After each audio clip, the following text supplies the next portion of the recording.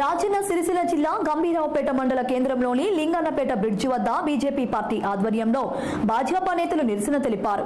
ఈ సందర్భంగా వారు మాట్లాడుతూ పాత బ్రిడ్జిని కూల్చివేసి దానికి సంబంధించిన పాత ఇనుమును ఎలాంటి టెండర్ లేకుండా అమ్ముకోవడానికి కాంట్రాక్టర్లకు లబ్ధి చేకూరేలా పాత వంతెనను కూల్చివేశారని, వంతెన నిర్మాణంపై నిర్లక్ష్యంగా వ్యవహరిస్తున్నారని పేర్కొన్నారు. రాష్ట్రంలో అధికారం మారినా గంభీరావుపేట మండల ప్రజల దుస్థితి మారలేదని దుయ్యబట్టారు. ఇప్పటికైనా అధికారంలో ఉన్న ప్రభుత్వం వంతెన నిర్మాణాన్ని పూర్తి చేసి కొత్త వంతెనను ప్రజలకు అందుబాటులోకి తేవాలని డిమాండ్ చేశారు. కూడా మా భారతీయ జనతా పార్టీ ఆధ్వర్యంలో అనేక సార్లు ధర్నాలు, రాస్తారోకోలు చేయడం జరిగింది. ఈ బ్రిడ్జిని పునర్నిర్మాణం చేపట్టాలని చెప్పేసానని. మరి గతంలో కూడా చాలా సందర్భాలలో వర్షాలు పడితే ఆ వర్షాలకు ఒకసారి రెండుసార్లు బస్సు కూడా ఇక్కడ పడిపోయినటువంటి దాఖలు అయితే మనం గతంలో చూసినాము. అదే రకంగా ప్రాణ నష్టం కూడా జరిగింది.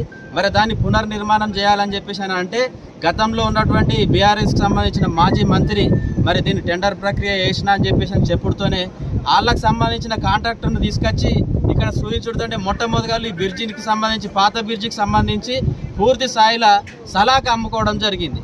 మరి ఆ సలాక టెండర్ వేయలే ఇప్పటి వరకు. దానికి సంబంధించి మరి ఏ రకంగా అమ్మిరో దానికి సంబంధించి ప్రజలకు తెలియజేయాల్సిన అవసరము ఇప్పుడున్నటువంటి ఈ ఎమ్మెల్యే పైన ఆధారపడి ఉన్నది.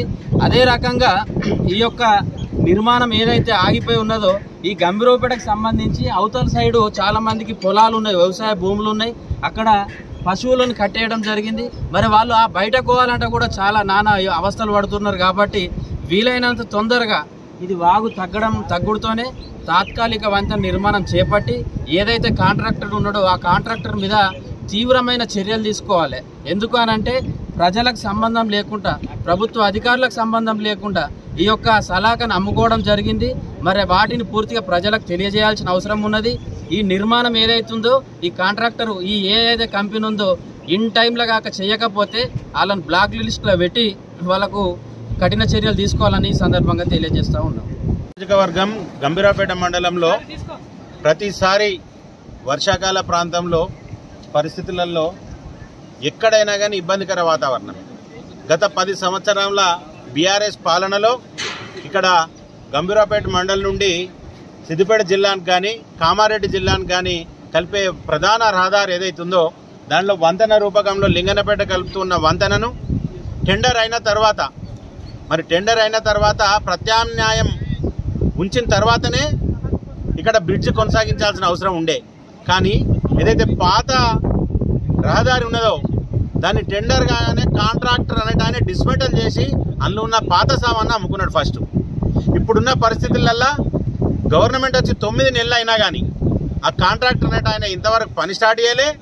ఉన్న ఒక్క పిల్లర్ పోసినట్టు చేస్తే అది కూడా వంగిపోయే పరిస్థితి ఉన్నది. ఈ గంభీరావుపేట ప్రజలు అటు సిద్దిపేట ముస్తాబాద్ మండలం పోదామన్నా కానీ, ఇటు మాచారెడ్డి కామారెడ్డి జిల్లాకు పోదామన్నా కానీ మరి సరైన ఇక్కడ అవసరాలకు భిన్నంగా ఈ పరిస్థితులు ఉన్నాయి. మరి ఇక్కడ ఈ ఏదైతే వర్షపు నీరు తగ్గినా కానీ ఇక్కడ పోవడానికి దారి లేకుండా అయిపోయింది. ఇక్కడ ఉన్న పాత దారేమో కాంట్రాక్టర్ కూల్చేసిండు, కొత్త దారేమో రెడీ కాలే. మరి పాత ప్రభుత్వము ఈ కాంట్రాక్టర్ల లబ్ధి కోసం చేసిన టెండర్లు ఏవైతే ఉన్నాయో ఇప్పుడు వచ్చిన ప్రభుత్వం అన్నా మరి వాటి ద్వారా తొందరగా ప్రజల అసౌకర్యానికి గురి కాకుండా మరి ఈ రకమైన చర్యలు కాకుండా తొందర ఈ వంతెన నిర్మాణం చేయాలని కోరుకుంటూ పాత కాంట్రాక్టర్ ఎవరైతే ఉన్నారో ప్రత్యామ్నాయం లేకుండా పాత బ్రిడ్జిని కూల్చేసినందుకు కానీ అందులో వచ్చిన ఏదైతే ఈ పాత సామాను సలాక ఏవైతుందో వాటి టెండర్ ప్రక్రియ కాకుండా మరి ఎందుకు అమ్ముకున్నారన్న విషయం ప్రజలకు తెలియాల్సింది. ఈ పరిస్థితులలో ఎంత తొందరగా అయితే అంత తొందరగా ఇప్పుడైతే ప్రభుత్వం ఏదైతే ఉందో ఈ బ్రిడ్జి నిర్మాణానికి సహకరించాలి.